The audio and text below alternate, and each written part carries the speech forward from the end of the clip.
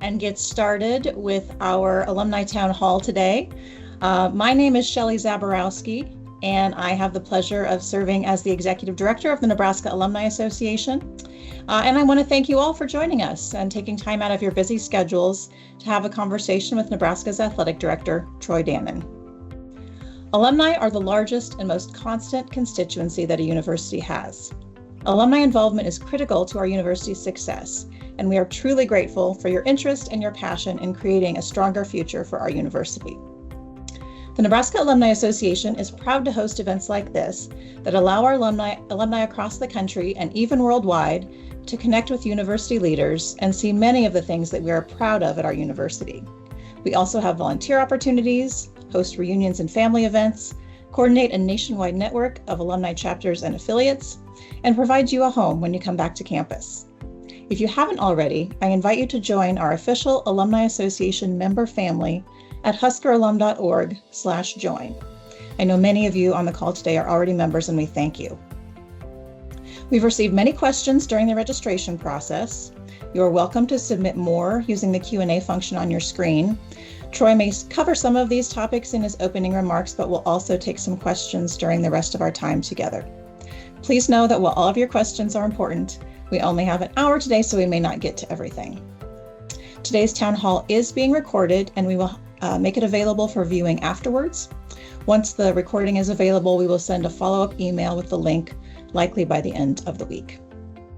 And now it's time to welcome today's special guest, Troy Dannen.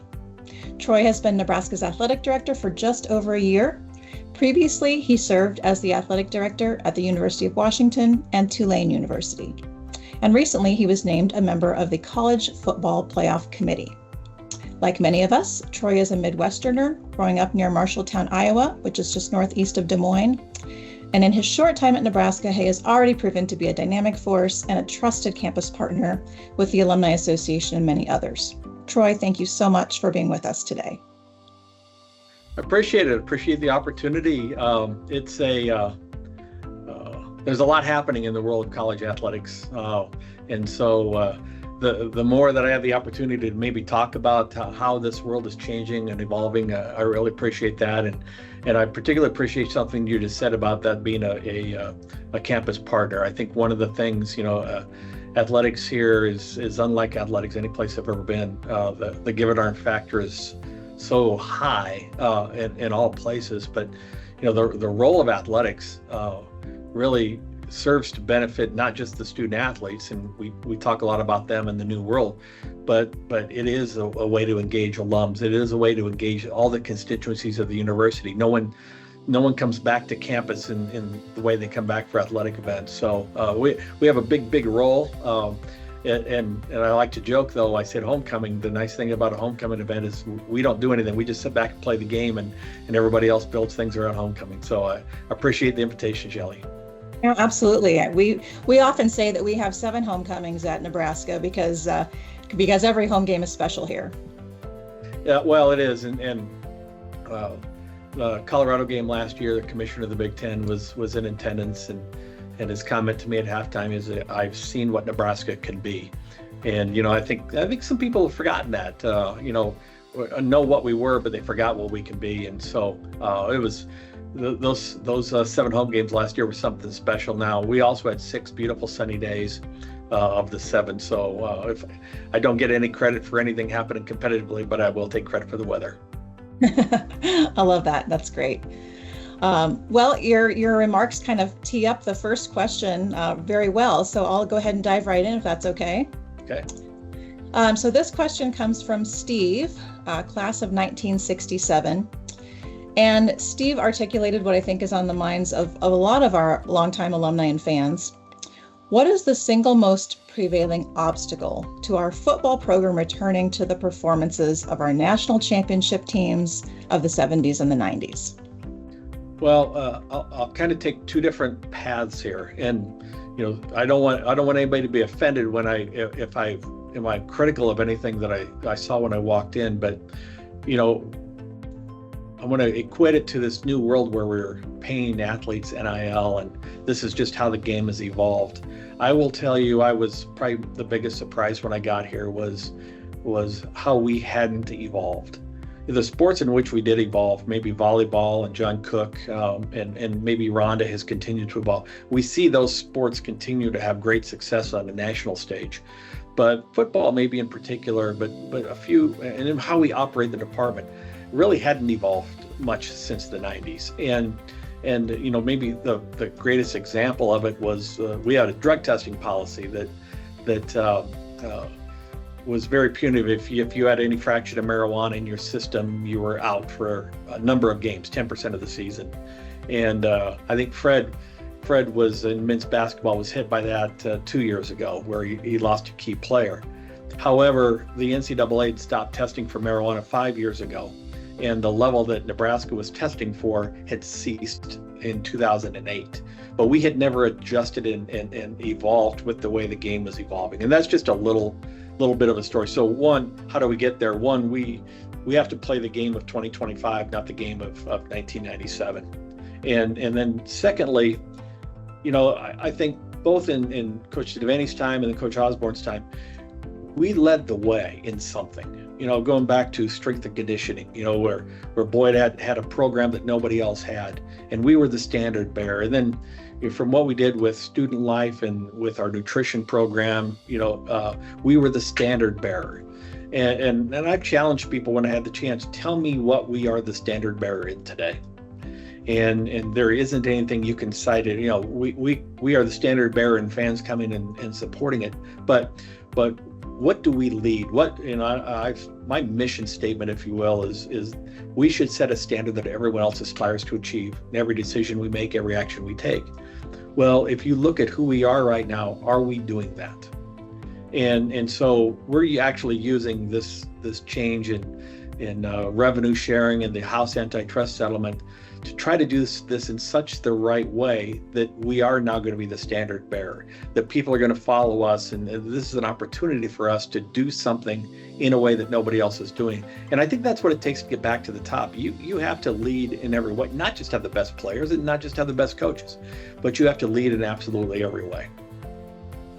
Yeah, I love that answer, and I think that probably resonates quite well with our alumni. Nebraskans have always been proud in doing things the right way. So I think that's great to hear. It's been hard to, and I'm sure some of the other questions are going to talk about, the reseeding and the no pass out at the football game. And it's funny, those are things where we haven't evolved either. And sometimes, the path forward is not without its bumps and its rocky road. And sometimes that evolution is not what yesterday was, but tomorrow's not yesterday, and so it doesn't matter whether we pass in or pass out at football games as to whether we win more football games. But when you start stacking all of those things on top of one another, it does hold the program back. So we've got to get back to the place where we run everything the way it should be run, not just to represent the alums and Nebraskans in general, but that other programs look to and say, we need to do more of what Nebraska's doing. Yeah, no, that's great. And we can all recognize that it's a rapidly changing environment for sure. It is.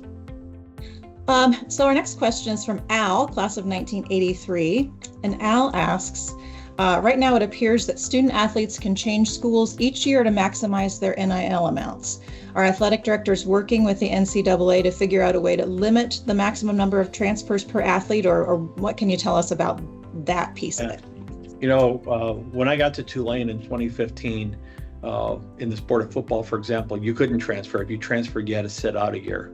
And that was appealed into the legal system and came back and said, no, you can't restrict their ability to transfer. And so it was forced on us by the courts. And again, it was one of those examples of when you don't evolve, you lose control of the decisions that you want to make that are in your best interest. And ultimately, other people get to make those decisions for you. And that's what happened. There is no going back on transfers. I think we will see much slower, because the kids here recently have transferred because there's more dollars at the next school, or they've leveraged the NIL value at the next school, and they haven't chased necessarily the degree or the job, but chased the deal a little bit. And that's not everyone, But I also say, I take it with a grain of salt. I left the University of Washington after 6 months to come to Nebraska. And why? It's because Nebraska is everything that I had dreamed of or aspired to in this profession. And you can't control the timing, and it came when it came. So I went into the transfer portal a couple times, from Tulane to Washington to Nebraska. So we all do it. But the one thing I will say about Nebraska that is unlike any place I've ever been, and I've been on enough campuses and on enough committees, it's not just the places I work, but here people care about the name on the front, probably more than they care about the name on the back. In a lot of places, it's about the name on the back. Who are our heroes, who are our athletes right now. Nebraskans care about the big red N, and so that's maybe made the transfer portal a little more frustrating for some, but a little more palatable, and is why things haven't fallen apart here, or fan interest hasn't gone away here like it has in some schools in this environment of kids constantly changing, because the name on the front hasn't changed. And so we won championships with different coaches too. So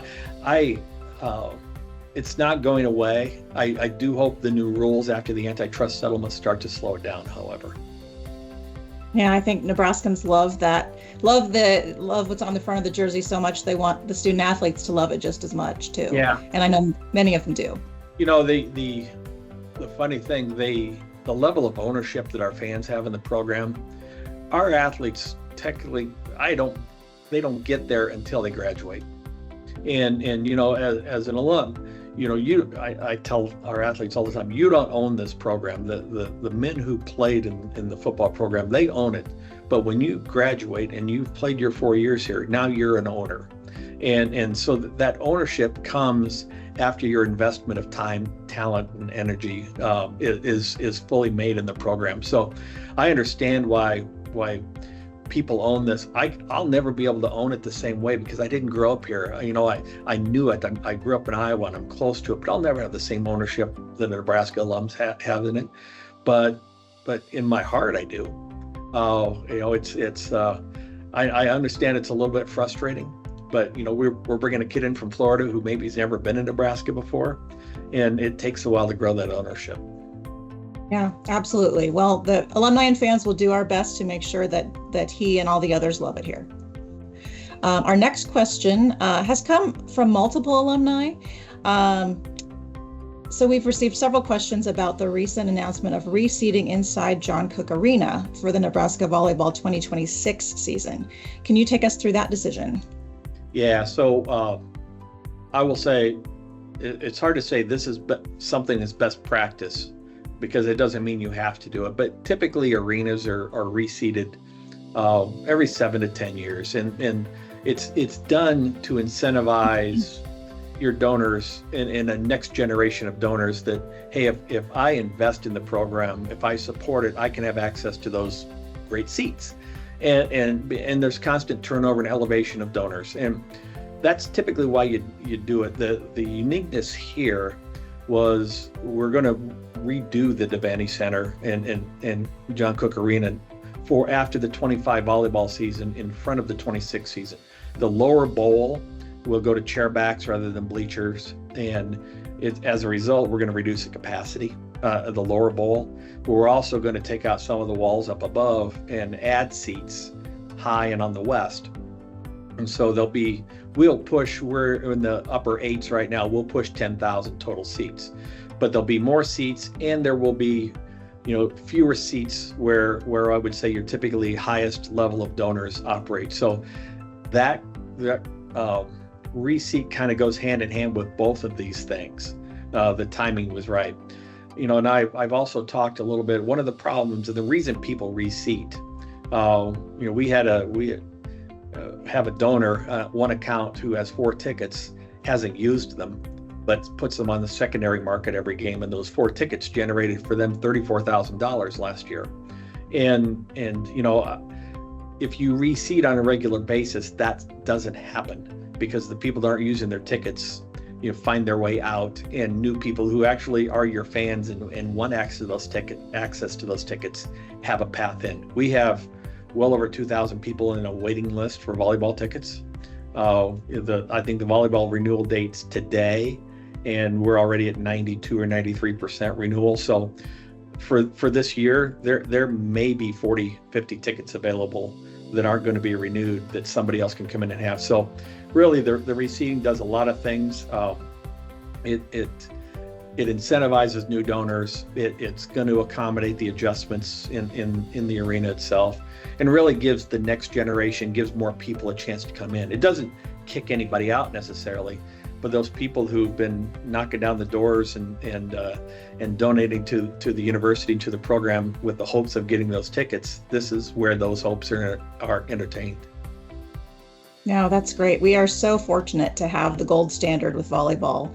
And you hate for people to not be able to get in to see a game, but that supply-demand balance is a nice problem to have. It is, and there's been talk about should we play in PBA and not in the Devaney Center, and John was very clear with me where his position was, and I know Danny shares that position, that we possess the largest volleyball arena in the country that's dedicated solely to volleyball.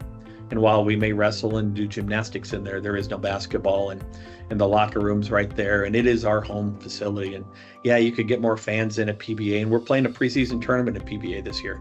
But while you could get more fans in, you sacrifice a lot and give up maybe some of the edge that your team has in its arena. And having excess demand always beats the alternative. Absolutely, and I know our players love playing at Devaney, and the atmosphere there is just unmatched. Yeah, it is.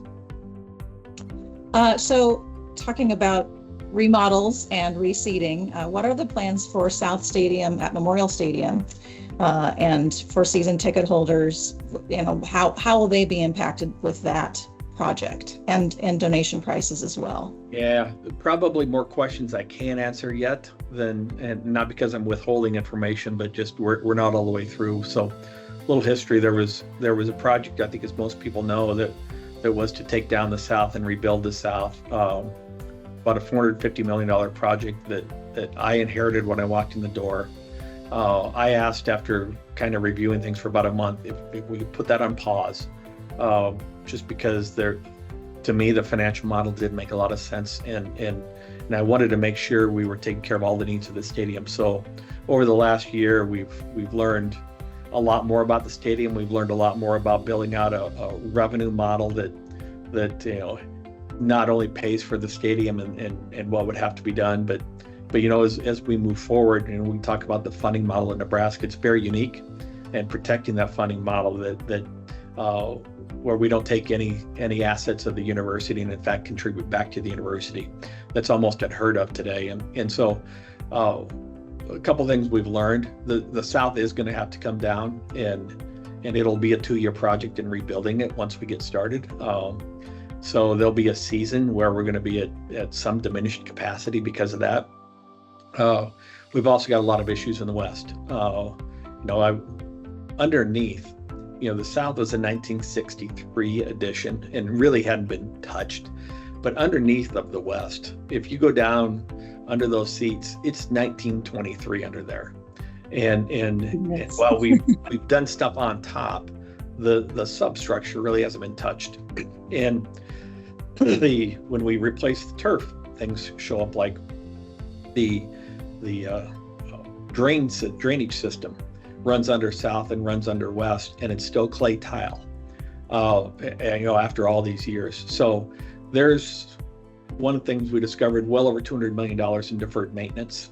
That even if we decided not to do anything about the project, we're going to have to invest a couple $100 million just to keep the stadium upright over the next 7 to 10 years. So we're just finalizing right now what all the plans will be. They'll be worked on in the West.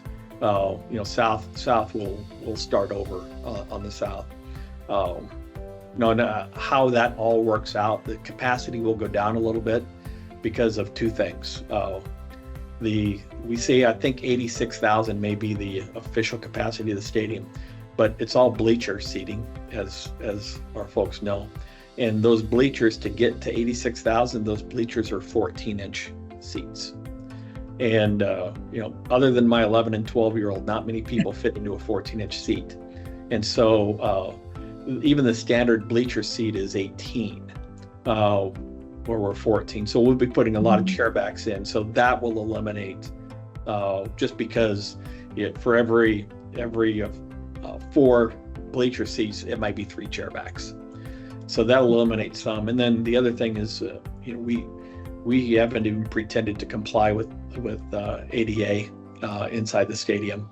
And just to do what we need to do with handrails and accommodations, we'll probably lose 1,000 seats with that. So how do we keep our capacity as large as it can be? I think one of the things we do here that I've not seen, the worst seat in the building is $420 for a season ticket. The best seat in the building is $420 for a season ticket. So we need to stratify our prices a little bit. And to the question about the South, I think there will be seats in there that will be cheaper than they are today. When this is all done, there'll be seats in there that'll be more expensive because there'll be more amenities and there'll be better seats and there'll be clubs that go along with it and some of the things that are modern day that we may think, hey, we did fine without them. But as of July 1st, we're paying the athletes $20.5 million now. We've never done that before. And so, the evolving financial model requires us to look at how we just operate the business of athletics differently. Absolutely. Well, and the fan experience expectations have changed, and I think there'll be plenty of people who will be pleased to have a chair back, and one that's wide enough for comfort. Exactly, a cup holder. That's I think the number one request is cup holders. So it will be, alcohol is going to be served in the stadium this year. There's going to be a lot of things different over the next few years, and we're going to be in the middle at some point in time. Again, the president hasn't decided when we're going to be at the point where he's ready to take it to the board and look for approvals to get something done. But we are going to be in a construction mode here over multiple seasons. But it's going to be well worth it at the end. Absolutely. It sounds very complex and very exciting at the same time. Yeah. So kind of along the same vein, we've received a variety of versions of a question about longtime athletic supporters who maybe aren't in a position to make major gifts, but wondering if the tenure of their support, so they're being longtime supporters, will allow them to maintain the same seats or amenities when compared to new donors or higher dollar corporate gifts. What would your message be to longtime supporters who are concerned about being priced out of seeing the Huskers? Well, being priced out shouldn't happen. Again, the entry point, whether it's in the Devaney Center or whether it's in the stadium when it's done, is going to be no larger than it is today, if not smaller, perhaps, in the stadium. Now, if you're sitting at the 50 and you don't want to pay any more money, that may be a little bit different.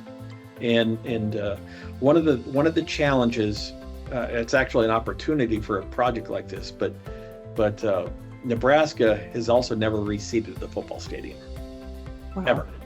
And so as a result, 42% of the people that sit in the stadium, that their seat should require a donation. They do not pay a donation for their seat. They've been grandfathered since the 1960s. And if all of those donations were paid, there's $20 million of revenue in the stadium right now. And I will say those people are going to not be happy. Because everyone will pay a donation. That if their seat calls for it, they will pay a donation. Right now, I get probably the loudest voice or most antagonism I hear is I pay $2,500 for my seat, and the people sitting next to me don't pay anything because they've been in those seats for a long time, and I've only been in mine for 10 years. And so that will change. So the people that are grandfathered aren't paying donations for their seats if their seat requires it. That's just part of it. And I go back to, we didn't evolve. We should have done this years ago. And I'm not saying we would have won a championship in the 20s, but we should have done this a long, long time ago. There's a mix of how do you take care of that long time season ticket holder that's been loyal through thick and thin or through thin and thin, whatever it's been.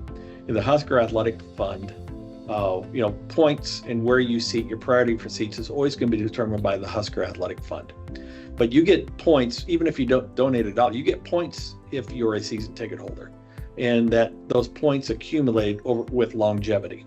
So, there's different ways to accumulate points, and we've even structured it now to where, the things that are the highest priorities today, which have been things like NIL and things like capital projects, even give you bonus points. So figuring out a way to incentivize people to help support in the most important way. But at the same time, if you've been coming for 25 years, you sit in the same seat, you don't make a donation, there needs to be a path for that person as well. 25% of the seats in the stadium don't require a donation, and 25% of the seats in the stadium tomorrow, after the project, will not require a donation. Oh, well, that's good to know. Thank you for the history behind that. And it's one of those complexities. Well, and I will tell you that's not going to stop people from being unhappy, and it's people's level of grievance or support of things usually relates in how does it affect them personally, and the people that aren't affected necessarily by this on the reseat in volleyball, for example, have told me it's about time, it's needed to be done, but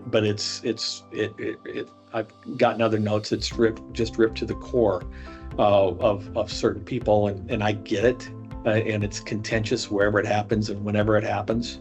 This is the third one I've been through in 18 years as an athletic director, but it'll be unlike any other one that I've ever been through, just because both buildings have been sold out for a long time, and the fan base has been as loyal as they've been. But again, trying to evolve the business model so that not only can we accommodate the rev share and the responsibilities we have to the athletes tomorrow, but to make sure the financial model's protected. That Nebraska is one of, I think, 4 schools now who doesn't take university dollars, doesn't have student fee dollars, pays full rate for in-state and out-of-state tuition. And oh, by the way, this year we gave $5 million back to campus for its operations. So protecting a model like that so that we don't have to ask for academic dollars to support what we're doing in athletics is very, very important. This, it's entertainment, it's very personal, but it is also a business, and the budget of the athletic department is larger than the UNK institutional budget. So making sure that we're a good fiduciary to our fans and to the state, and make sure things are done in as good a way as it can be done. I understand that doesn't come without aggrieving some folks, though. Yeah, well, the model that you explained is such a point of pride for Nebraska. The fact that we don't take academic dollars and student fees, and that the athletic department is self-supporting and supports the university with those athlete tuition dollars and student scholarships is truly, I think, an incredible point of pride. Yeah, and that is, this is the first institution I've ever been at that's been able to say that. And I will tell you, it keeps me out of a lot of fires because of that. But it also, I just think, increases the value of athletics to the institution. And in a lot of places, you justify the expense as a marketing vehicle for the institution. I don't think that's it at all here. We're a lot more than just a marketing vehicle. Yeah, absolutely. We're in a fortunate situation in that regard. So let's switch gears just a little bit here. We've got a question from Nancy, class of 1979, who is asking if any women's sports will be added to the official program list, such as flag football. So I've talked quite a little bit publicly about the idea of another sport. One of the things we're kind of waiting to see, there's 3 ways you can apply with Title IX. And most schools that play big time football are not in what I would call prong 1, which is proportionality. You have the number of women, the number of scholarships equals the proportionality of what your campus is.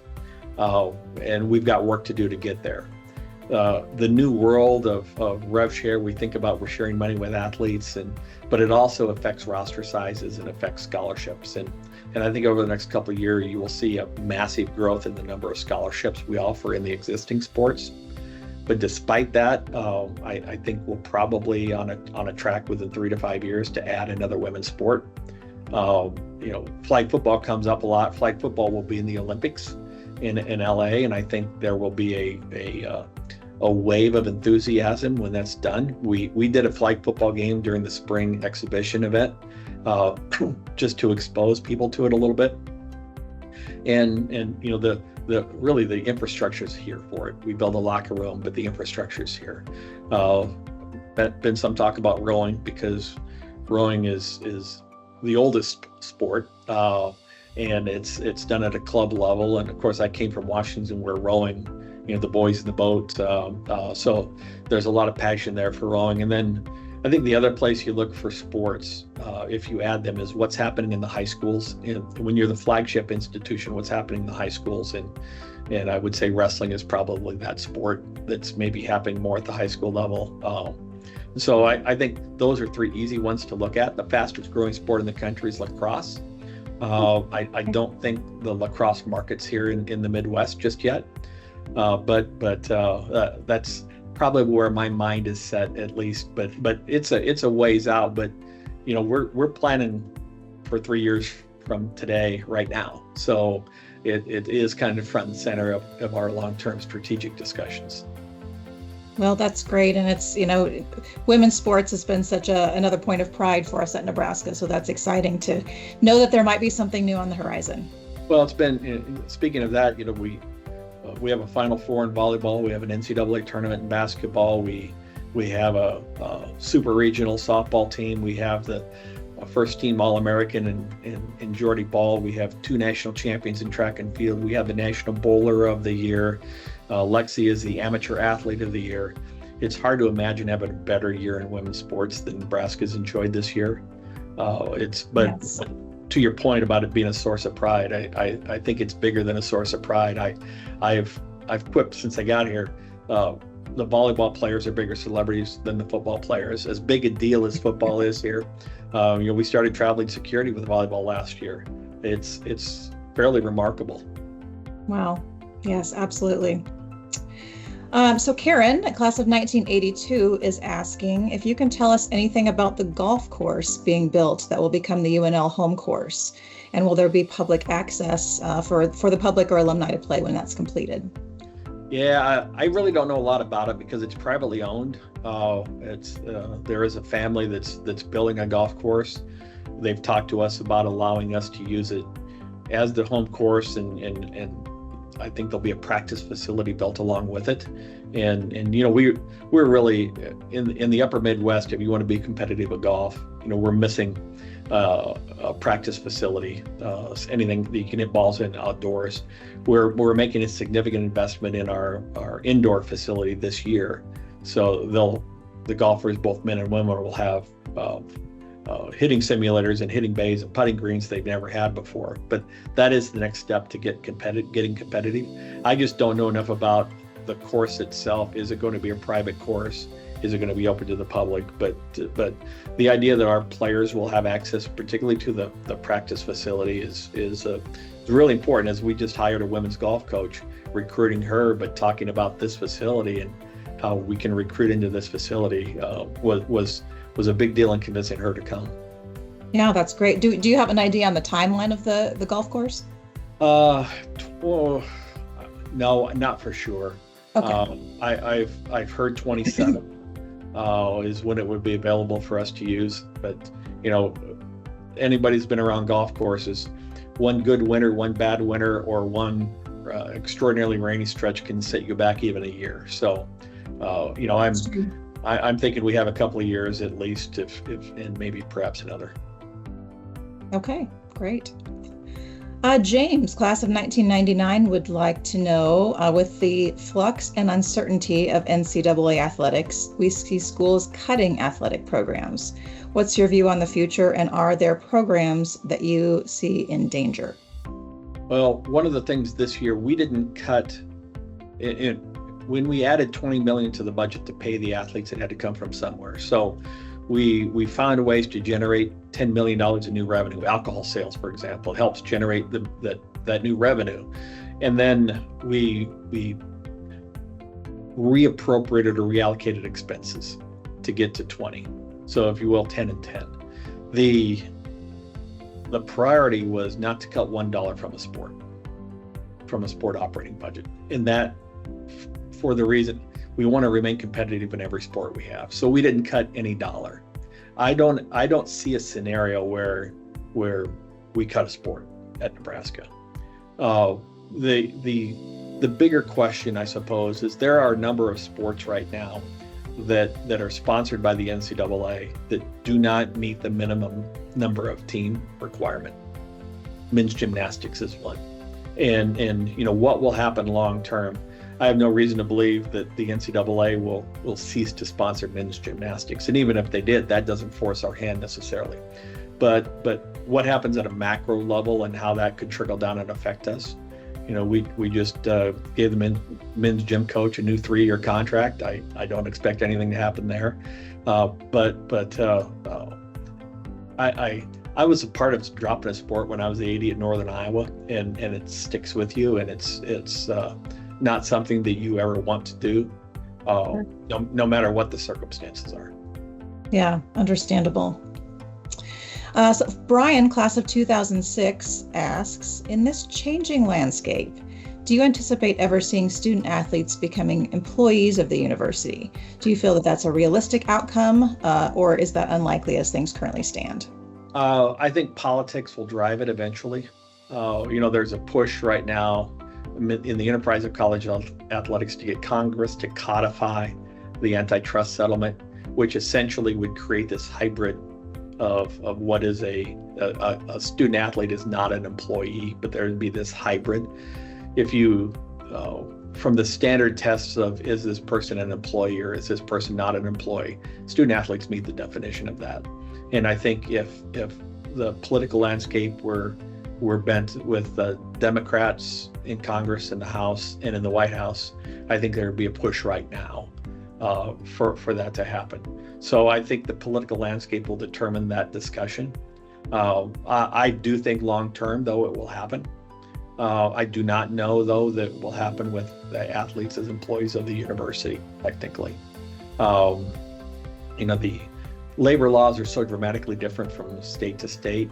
Some places you can't organize. Some places you can. California and Washington where I was, very different labor circumstances than you have in the Midwest or when I was at Tulane in the state of Louisiana, very different. So would they be employees of the NCAA or of the conference or of some hybrid subsidiary? There are a lot of things that go with being an employee of the university that I don't know that would be attractive to either the athletes or the university.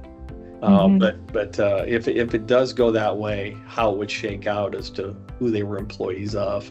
I used to joke with our quarterback at Tulane when this subject first came up. He was dating a cheerleader, and he said, I'm going to be an employee. And I said, well, you'll have to not date the cheerleader anymore, because at that school, employees couldn't date students. And so, it just brings up all sorts of weird questions.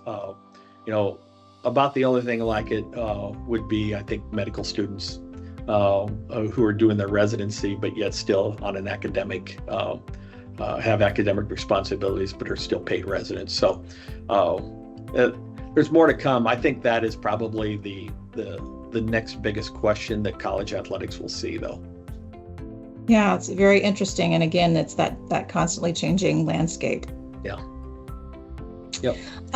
So this question comes from an unnamed attendee, and he or she says there was recently a decision to cancel a home football series with Tennessee. If stadium construction is still a few years away, what went into the decision to cancel that series?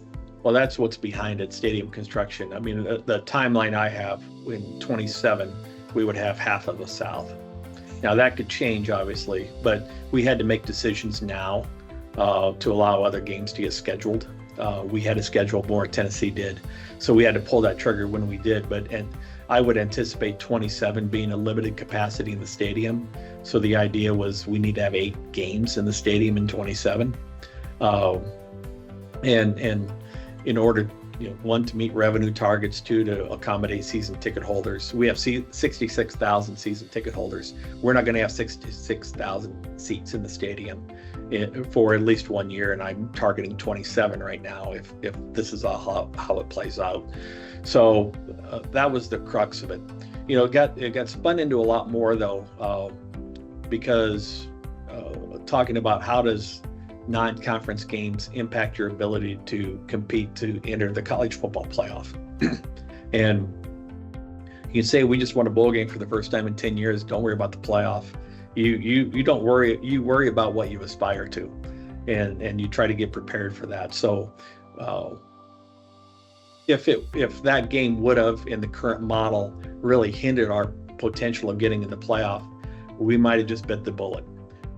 However, it didn't seem to have an adverse impact the way the structure is today. And if you read the media, there's a lot of discussion right now about what does college football playoff look in the future and how does strength of schedule factor. But it was really centrally focused on that. We have, after the targets of the stadium being done, let's say for the 28 season beyond, we have a home and home with Oklahoma. We have a home and home with Oklahoma State, I think, in Arizona. And those will stay. There's really no change in fundamental scheduling philosophy. If we have 9 Big Ten games in the year that we only play 4 home games, we want to play a P4 opponent at home. So we have 5 home P4 games every year. And then we'll have a bye game where we buy a group of 4 team, group of 5 team. And then we'll have an FCS opponent. That's really the scheduling model moving forward. But the change was really related to how we anticipate the stadium looking in 27. Okay, very good. Thank you. Michelle would like to know, how much support, if any, does athletics give the UNL rodeo team and their new arena? Well, we don't directly. I think John does quite a little bit on his own and trying to raise money for the rodeo team.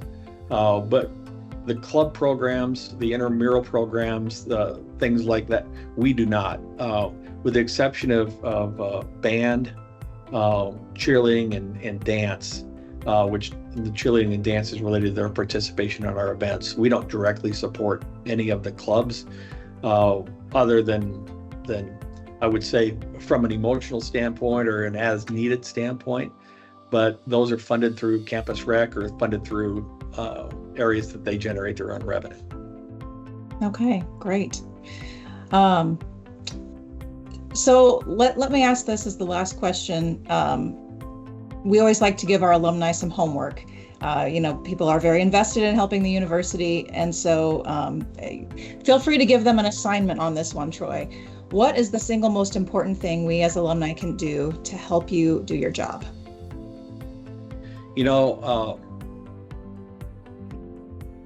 We need champions. Now, we're going to go through a lot of tumult, some of it, from alcohol sales to ticket lists to cashless concessions. And there are things that are going to step on people's norms along the way. But it's all being done with the interest of putting this department in a position to have the greatest success, to put us in a position to really be good fiscal stewards and be responsible to protecting that financial model that we have that's so important. But along the way, this is a job where 51% of the people are happy with your decision, then you consider it a success. But I think if in general, like you could ask somebody for $1, and I ask you for your time, your talent, or your treasure. I think your time, and that is continue to be a champion and continue to support it. Even as things change, you don't like NIL, that's fine. But you know what? These are the same kids that weren't getting NIL 10 years ago that you supported and loved and embraced. These are the same coaches that you've always supported, loved, and embraced. So continuing to be a champion of all things Husker, even when, I would like to say dark competitive days are behind us. We don't completely control that. That's controlled by other people, on the other side of the field, if you will. But embracing what's ahead of us, helping understand we're looking around the corner trying to see the train that's coming, and so we don't run into that train. and it's going to cause some tumult and agitation, but just stay with us and be champions. And as this thing evolves, I just want a program that everybody's proud of. I want people to be able to brag about being a Husker. Now, it's a whole lot more to brag about when you win on Saturday, and you can brag about it. And you know, there's a whole lot more fun off season bragging about the Crown tournament than it was losing 5 games at the end of the regular. I get all of that, but the pride in how this program represents everyone, and making sure and holds accountable, right, for how we represent. You know, things are going to happen, and are we doing things that make you as a Nebraskan proud? You know, that's so holding us accountable, being a champion. You know, hey, I'm going to ask a lot of people for a lot of money to get that stadium built, right? And we've been asking people for a lot of money for NIL, and as much distaste as people have had for it, they've stepped forward in ways that most schools in the Midwest that share sensibilities with our fans didn't step forward, but ours did. And so, you know, we'll make sure that we communicate how it's important and what's important to competitive success. But, you know, we also had a 3.43 grade point average.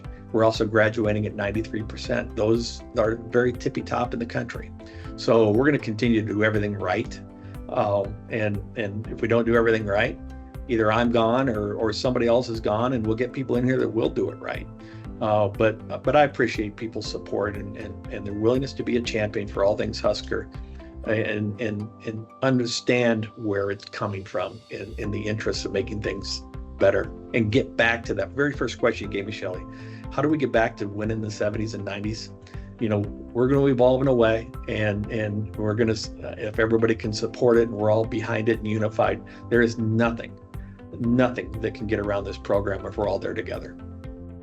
Well, that's fabulous. And yes, there's certainly a lot of Husker pride in doing things the right way. And Troy, we're so glad to have you as our leader, and just excited to see what's coming in the future. I appreciate it. I've had this has been the personal and professional year and a half of my life. So I'm thrilled to be here. My family's thrilled to be here. I have Tyler Kai sitting over the side in case you stumped me with a question on what we were going to do from a support standpoint of the receiving. He's running on those projects himself, running point. But you know, all of Husker Nation, I will say, and I've told this to a lot of people, you know, you have to have great alignment for great things to happen at a university and an athletic department, and from the governor's office to the board level to President Gold to everybody I've interacted with, you know, everybody's in such great alignment.